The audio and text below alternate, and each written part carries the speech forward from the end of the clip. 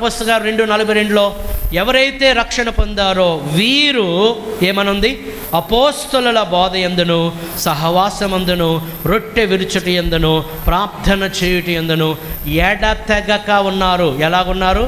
ఎడతెగక ఉన్నారు. They were కంటిన్యూઅల్లీ devoted themselves unto these 4 things. ఈ 4 విషయాలకి ఇంగ్లీష్లో చక్కగా దే డివోటెడ్ అంటే ఏంటి? తమను తాము అంకితం చేసేసుకున్నారు. 4 విషయాలు సంఘములో జరిగే 4 విషయాలు. 1 అపోస్తలుల బోధ, 2వది సహవాసము, 3వది రొట్టె విరుచుట, 4వది ప్రార్థన. ఈ 4 ఏ సంఘములు అయితే ఉంటాయో ఆ సంఘము బలమైన సంఘం. బలమైన సంఘం అంటే బిల్డింగ్ కా. చాలామంది మామూలుగా సాధారణంగా మనుషుల ఆలోచన విధానం, ఎక్కడ పెద్ద బిల్డింగ్ ఉంటుందో అక్కడికి వెళ్తారు. నేను అంటాను అది కాదు. పెద్ద బిల్డింగ్కి వెళ్ళడం కాదు, మంచి సుందరమైన బిల్డింగ్కి వెళ్ళడం కాదు.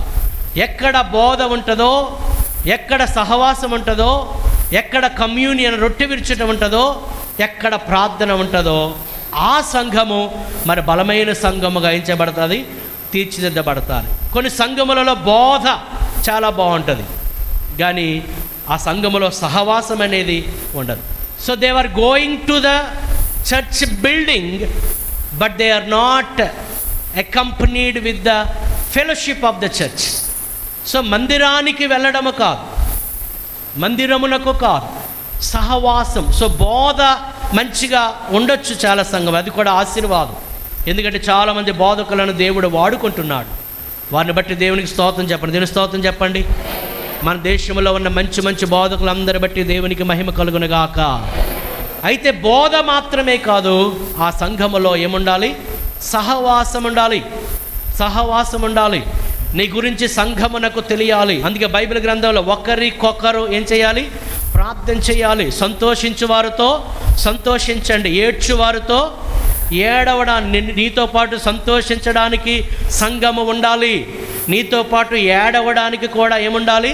సంఘం ఉండాలి. మీ జీవితంలో ఒక అద్భుతం జరిగింది, మీరు సంతోషాన్ని షేర్ చేసుకోవాలంటే ఎవరితో షేర్ చేసుకుంటారు?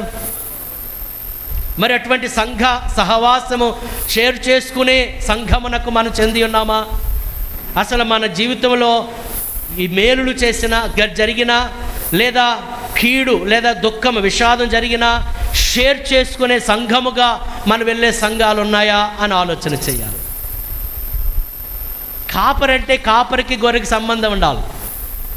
ఆ సంఘంలో ఉన్న గొర్రెలు ఎవరో నాకు తెలియదు, నేను కనీసం వారికి షేక్ హ్యాండ్ కూడా ఇవ్వనంటే ఈజ్ నాట్ ద షెపర్డ్. అతడు కాపరి కాదు, జీతగాడు. ఆ సంఘ కాపరికి సంఘానికి సంబంధము ఉండనే ఉండదు.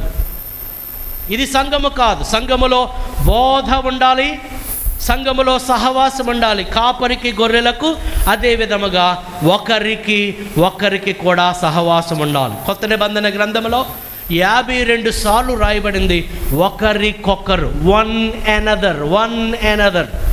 ఒకరికి ఒకరు ప్రార్థించండి, ఒకరి కొరకు ఒకరు ప్రార్థించండి, ఒకరికంటే ఒకరిని యోగ్యునిగా ఎంచుకోండి, ఒకరికి ఒకరు పరిచారం చేసుకోండి. మరి నీవు ఈ సంఘములో నీవు సహవాసం కలిగి ఒకరికి ఒకరు ప్రార్థన చేయాలి. హల్లెలూయా. అంటే సంఘములో బోధ ఉండాలి, సంఘములో సహవాసం ఉండాలి. సహవాసం లేకపోతే అది సంఘము కాదండి. వి మే లవ్ ద చర్చ్ బిల్డింగ్ కాదు, ఇది మనకు సహవాసం చేయదు. ఈరోజు కట్టుకున్నాం, ఒక 20-30 సంవత్సరాల తర్వాత దీని పని అలా మెల్లిగా అయిపోతుంది. It's a temporary building. కానీ ప్రభు వచ్చినంత వరకు నిలబడేది ఏంటంటే జీవము గల దేవుని సంఘం. Hallelujah. Nobody can destroy the church of the living God. ఎవరు కూడా జీవము గల దేవుని సంఘాన్ని నాశనము చేయలేరు. మందిరాన్ని నాశనం చేయొచ్చు, ఎందుకంటే ఇందులో ఏమి లేదు ఏమి లేదు, జీవము లేదు. కానీ సంఘములో ఏముంది? జీవముంది. హల్లెలూయా. పరిశుద్ధాత్మ శక్తి ఉంది సంఘములో. దేవుని యొక్క వాక్యము, సజీవమైన దేవుని యొక్క వాక్యం ఉంది సంఘములో. సో జీవము గల సంఘాన్ని ఎవరు కూడా పాడు చేయలేరు. సుమారు 2000 సంవత్సరాల నుంచి అనేక మంది సంఘాన్ని పాడు చేయాలని చక్రవర్తులు చూసినా ఇప్పటికి కూడా సంఘాన్ని పాడు చేయలేకపోతున్నారు. పైపెచ్చు సంఘం అలాగేమవుతుంది, అభివృద్ధి చెందుతూనే ఉంది. హల్లెలూయా. అపోస్తలుల గారి 16వ అధ్యాయం 5వ వచనములో సంఘములు విశ్వాసమందు స్థిరపడి అనుదినము లెక్కకు విస్తరించుచుండెను. దేవుని స్తోత్రం కలుగునుగా. అనుదినం ఏమవుతున్నాయండి, లెక్కకు ఎందుకు? అందులో ఏముంది, లైఫ్ ఉంది. అందులో లైఫ్ ఉందా లేదా అని దేని బట్టి తెలుస్తుంది అంటే అదేం చెందుతుంది, వృద్ధి చెందుతుంది. దేవుని స్తోత్రం కలుగునుగాక. హల్లెలూయా. సో అపోస్తలుల బోధ ఉండాలి, రెండవది సహవాసం ఉండాలి. నీవు బోధ కొరకు మాత్రమే మందిరానికి వెళితే అది సరి అయినది కాదు. సహవాసం కొరకు మాత్రమే మందిరానికి వెళ్తే సరైనది కాదు. మూడవది ఏంటండి, రొట్టె విరుచుట అనగా కేవలము ప్రభురాత్రి భోజనం మాత్రమే కాక అప్పుడప్పుడు అందరూ కలిసి ఏం చేయడము, భోజనము చేయడము.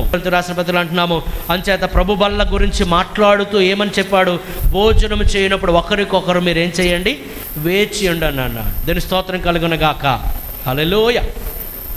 నాలుగవది ప్రార్థన.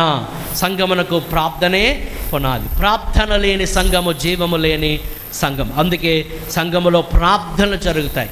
సో ఈ 4గింటిని మనం వినియోగించుకొని ఈ 4గిట్లో కూడా మనం ఏం చేయాలి, పాలిభాగస్తులుగా ఉన్నప్పుడు మనము అభివృద్ధి చెందుతాము, సంఘము కూడా నానాటికి ఏం చెందుతుంది, వృద్ధి. చెప్పండి, 4 స్తంభాలు సంఘానికి.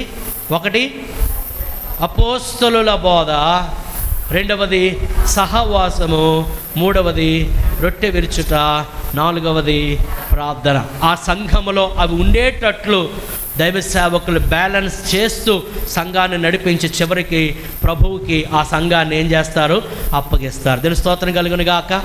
మరి సంఘ కాపరి అంటే ఒక బాధ్యతతో సంఘాన్ని నడిపించేవాడు సంఘ కాపరి. అంచేత మన సంఘములో ఉన్న మనమందరము కూడా దేవుడు మనల్ని ఏర్పాటు చేసుకున్నాడు, సంఘములో మనల్ని చేర్చాడు, సంఘములో మనల్ని వాక్యముతో మనం ఏం చేస్తున్నాడు, ఆయన వృద్ధిపరుస్తున్నాడు, మనల్ని పోషిస్తున్నాడు, మన ఆత్మకు సంబంధించిన జీవమును ఆయన కలిగిస్తున్నాడు. అందుకే మనం ఇలాగ కూడుకుని దేవుని యొక్క వాక్యాన్ని మనము ధ్యానిస్తున్నాం. దేవుని స్తోత్రం కలుగునుగా. హల్లెలూయా.